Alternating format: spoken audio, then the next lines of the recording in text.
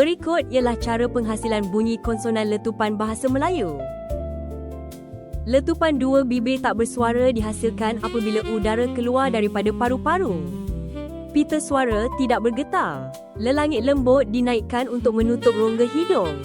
Kedua-dua bibir dirapatkan untuk menyekat laluan udara. Lidah berada dalam keadaan neutral. Sekatan udara kemudian dilepaskan dengan serta-merta.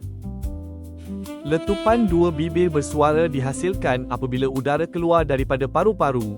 Pita suara bergetar. Lelangit lembut dinaikkan untuk menutup rongga hidung. Kedua-dua bibir dirapatkan untuk menyekat laluan udara. Lidah berada dalam keadaan neutral. Sekatan udara kemudian dilepaskan dengan serta-merta.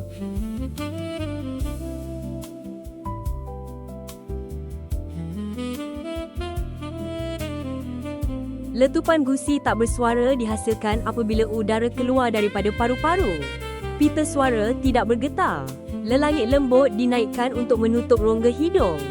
Daun lidah dinaikkan menyentuh gusi atau batas gusi untuk menyekat laluan udara. Sekatan udara kemudian dilepaskan dengan serta-merta. Letupan gusi bersuara dihasilkan apabila udara keluar daripada paru-paru.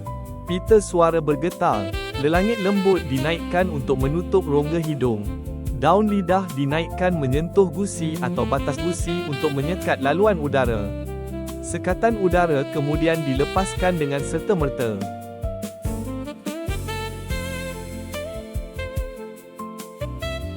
Letupan lelangit lembut tak bersuara dihasilkan apabila udara keluar daripada paru-paru. Pita suara tidak bergetar. Lelangit lembut dinaikkan untuk menutup rongga hidung. Belakang lidah dinaikkan menyentuh lelangit lembut untuk menyekat laluan udara. Sekatan udara kemudian dilepaskan dengan serta-merta.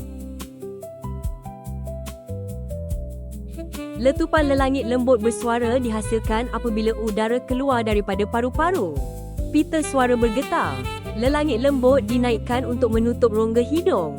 Belakang lidah dinaikkan menyentuh lelangit lembut untuk menyekat laluan udara. Sekatan udara kemudian dilepaskan dengan serta-merta.